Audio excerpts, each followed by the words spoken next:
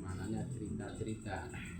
Sebab istimaliha ala hikayat. Dalam surat ini banyak menceritakan cerita wal akhbar al-marwiyah anillah, kabar-kabar yang langsung diinformasikan dari Allah. Dan juga selain surat ini dikatakan surat Qasas, juga bisa diwatu sama aidan suratamu Musa. Ada surat Musa. Kalau kita ada surat Nuh, ada surat Muhammad, ada juga surat Musa. Itu kalau tanya surat Musa mana, itu surat Qasas, itu surat Musa. Sama aidan surata Musa. Surat Qasas itu juga bisa dikatakan surat Musa. Nah, itu turunnya di mana? Turunnya di Mekah, kecuali ayat innal ladzi farada 'alaikal qur'anu la radduka ila ma'ad. Itu turunnya di Jufah. Di Jufah itu waktu perjalanan Nabi, khina kharaja Rasulullah sallallahu alaihi wasallam minal ghor lailan muhajiran fi ghairi thariq maka tolak. Waktu Nabi hijrah dari Mekah kan bersembunyi di gunung Sur.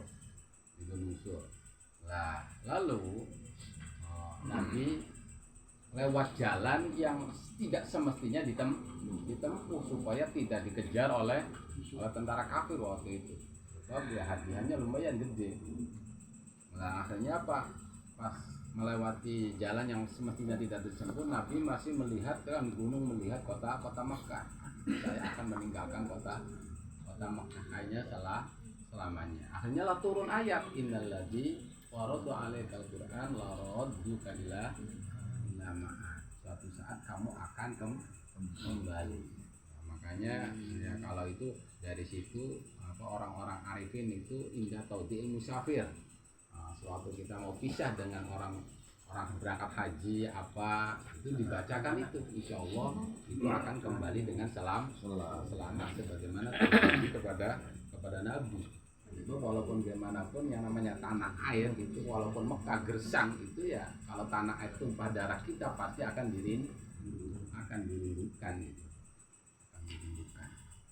Jadi ya posisinya itu bukan di Mekah, tapi di Jufah. Tapi ya bukan di Madinah gitu. Bukan di Madinah.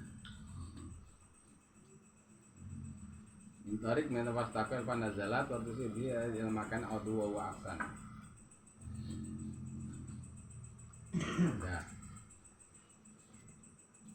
Ilal ladina atul kitab ila qalihi, dan juga ayat itu.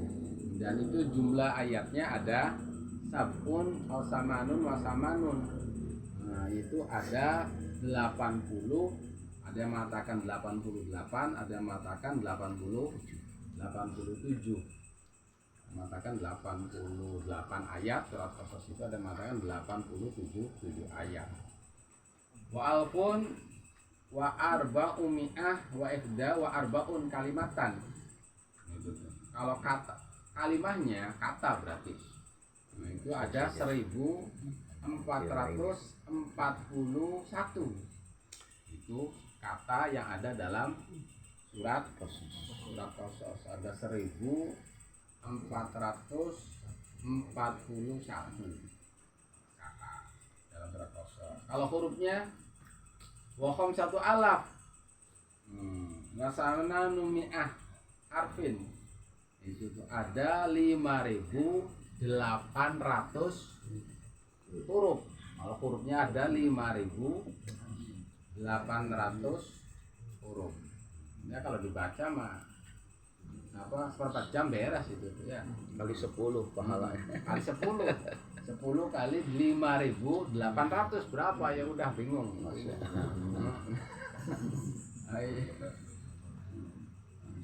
Iya, itu baru pahala baca, belum yang didapat dari keilmuan yang di dalamnya. Ada berapa kali pun ya. Sebelumnya ya sangat rugi sekali. Kalau kita dikasih Al-Quran sesuatu yang luar biasa, kita biarkan begitu saja. Bismillahirrahmanirrahim. Tasimim. Ini ya termasuk ayat-ayat muqatta'ah, artinya artinya ya gitu surat apa yang diputus-putus itunya. Nah, yang paling selamat dalam mentafsiri Allah alamu bimurad. Tilka ayatul kitab. Nah, tilka itu makanya ditafsiri dengan hadhil ayat. Nah, kenapa tilka itu biasanya kan jauh ya? Kalau hadi kan dekat. Itu faedah ta'zim. Kenapa Al-Qur'an itu sesuatu yang sangat agung sekali sebenarnya. Sesuatu yang kita kan kalau kepada orang yang kita muliakan segan untuk kita berdekatan. Dan Al-Qur'an juga bahasanya dalikal kitab. Ini tilka ayatul kitab. Nah, ditafsiri hadi ini, tapi itu. Kenapa itu? Oh, itu lita'adim. Kenapa agungnya ayat yang ada dalam Al-Qur'an. Dan itu al-mubin al-mubin al-haq, yang menjelaskan tentang kebenaran daripada kebatilan.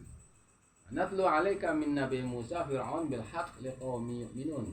Saya akan bacakan, ceritakan kepada engkau kekasihku Nabi Muhammad SAW dari ceritanya Musa dan Fir'aun dengan benar, dan diceritakannya untuk bagi orang-orang yang kaum yang beriman, sebab itu dia kaum yang beriman pasti akan mengambil manfaat, dan kemudian kita minal mukminin. Maka kita akan banyak mengambil banyak manfaat dari surat ini. Nah, inna Fir'aun ala fil ar, Fir'aun itu dia takabur lah. Takabur fil ard wa jal'alha syi'a, dan mengatur negaranya itu dengan sewenang-wenang, bebas saja dia tuh. Jadikan ini bagian ini tugasnya tukang bangun, ini tukang ya macam-macam lah, dibagi-bagi.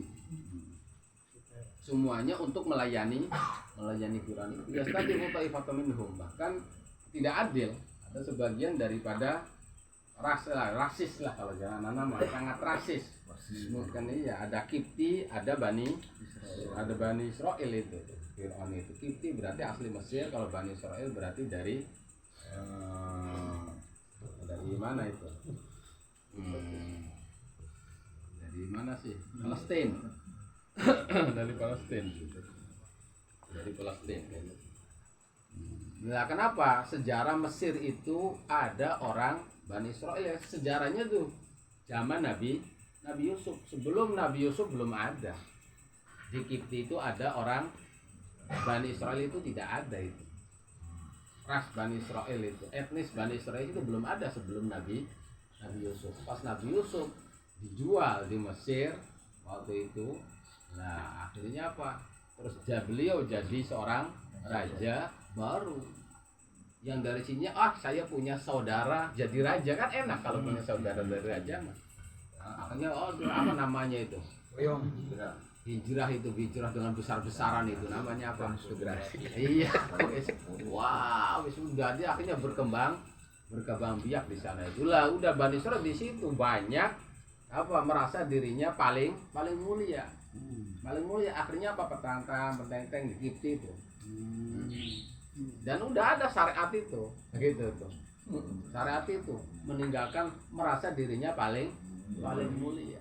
Akhirnya Allah turunkan akhirnya ditindas gitu. Akhirnya ditindas caranya gitu. Karena udah banyak, ya biasa kalau minoritas kan nggak berani gitu. Kalau udah mayoritas ya kalau udah mayoritas kan merasa gagah itu. Apalagi Al-Qur'annya kan jelas tentang Bani Israil itu apa sih bahasanya tuh? Faddaltukum alal alamin. Wah, ini faddaltukum alal alam, udah itu dapat langsung dari Allah, akhirnya tuh yang merasa itu. Dan aturan-aturan dari Allah pun akhirnya tidak dilaksanakan, tidak amar ma'ruf nahi, yang akhirnya Allah turunkan yang namanya Fir'aun, ditindas dengan seitunya. Dan memang ya yang namanya kehidupan itu seperti itu. Nah udah seperti itu, sampai pada puncaknya penindasan, ya dibalik.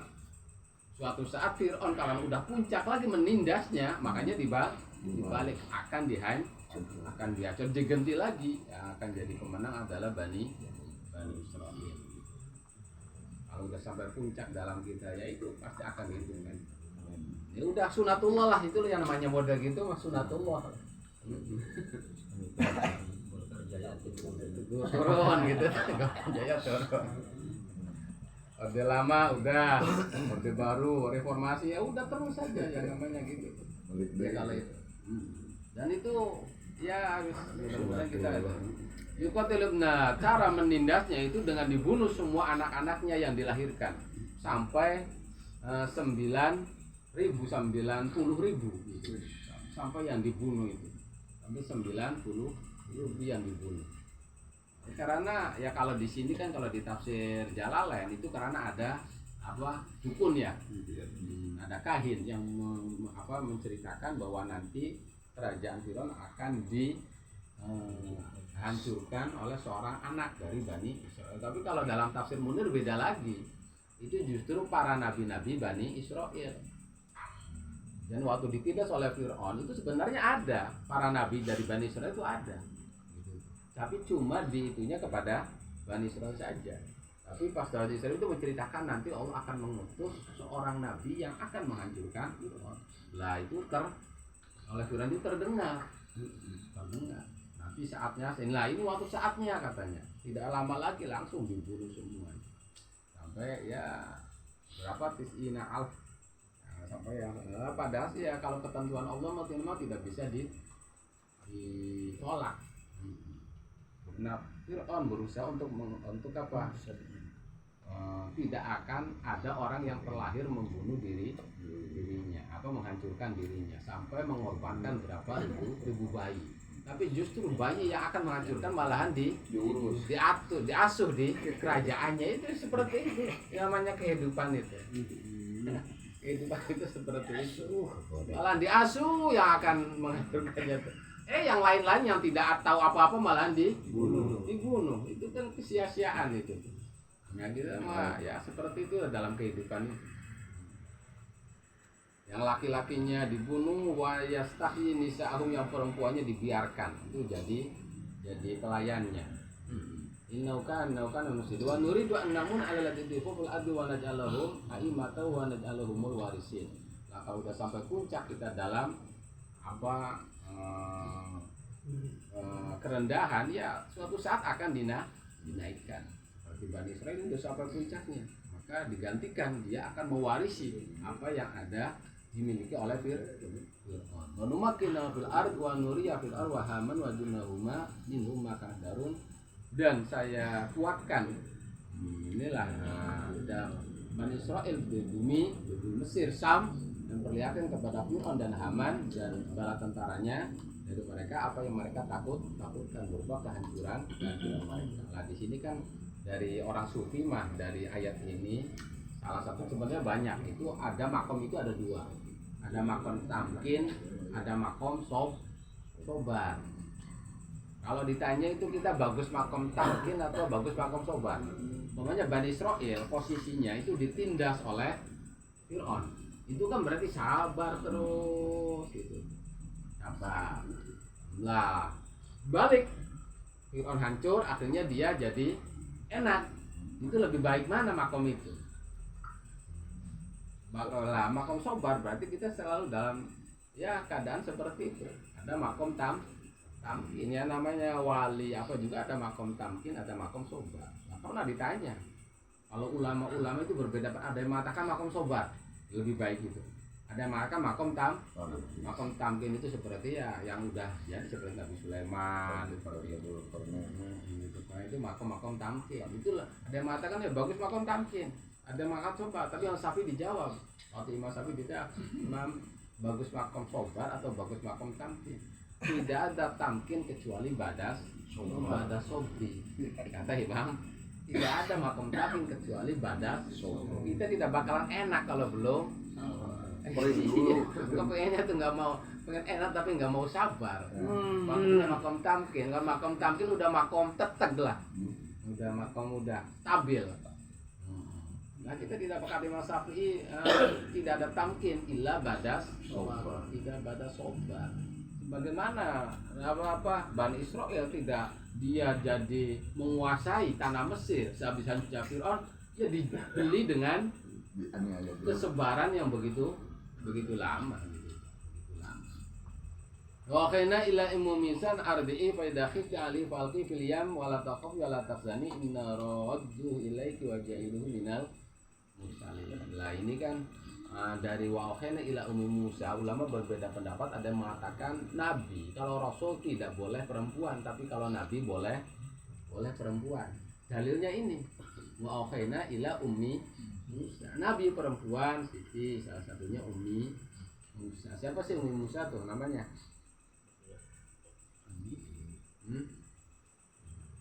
Ummi Musa. Wasmuha Yuhanid Domilya wa kasrin nun. Yuhanid.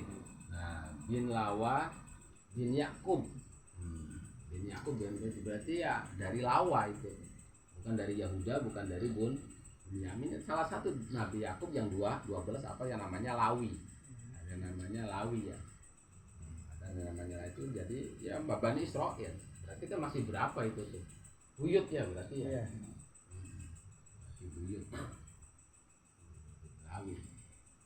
Ibunya namanya Yuhanid. Ada mengatakan salah satu nabi perempuan itu Ummi Musa, Yuhanid, terus Siti Maryam. Tapi kalau Rasul mah tidak ada, sepakat. Rasul mah tidak ada yang perempuan. Tapi kalau nabi bisa-bisa saja. Tapi ya kalau yang sahih ya tidak ada nabi perempuan.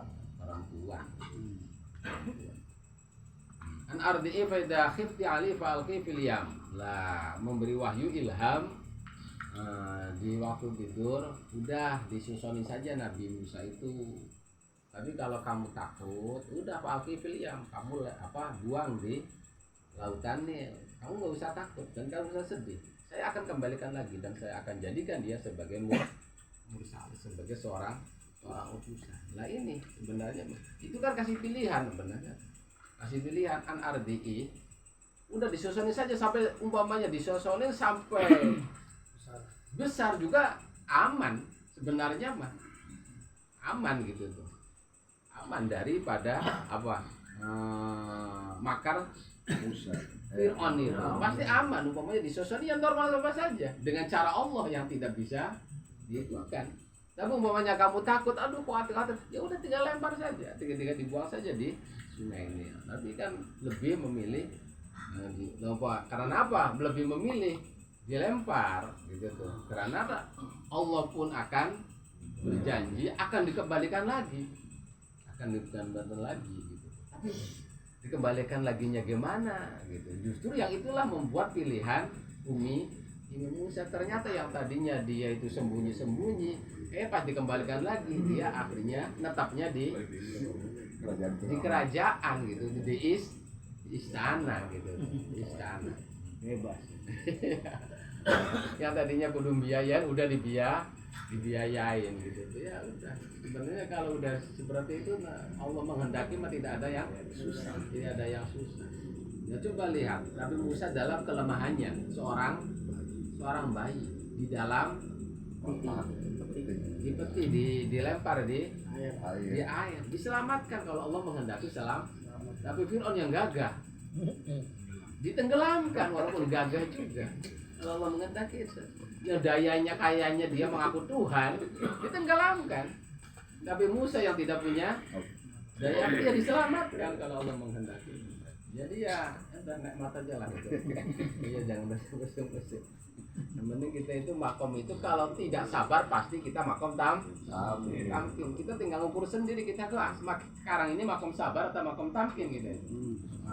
Makom berat benar. Sabar lah. Disarankan sabar wae. Makom sabar gitu. Innama yuwaffas sabiruna ajrahum bighairi hisab. Udah gede pahalanya. Makom tamkin ya. Apalagi gitu ya udah pokoknya orang mukmin mah tidak ada yang enggak enak di dunia ini gitu. Enak terus. Isinya makom tamkin atau makom sabar. Ya udah hadirin Allah. Tadi itu yang sekedar saja yang dibacakan, dibilang stabil. Hah? Ya dibilang stabil labil. Iya. Jadi kita mudah-mudahan minal mukminin akhirnya banyak mengambil pelajaran dari surat yaitu tentang betapa kehendak Allah itu pasti akan terjadi, apapun siapapun yang berusaha untuk menghalanginya. menjelaskan tentang bagaimana makom manusia itu ada dua, ada makom sobri, ada makom tamkin, dan juga tentang bagaimana yang namanya kehidupan itu ya udah jadi sunatullah seperti itu. Bila mana udah sampai puncak pasti akan turun, gitu pasti akan turun. Kalau dia juga turun udah sampai puncak pasti akan naik. Kita nggak naik ya berarti belum dasar turunnya itu, ya udah dinikmatin aja. Ya seperti itu kehidupan. Ya monggo Allah alam.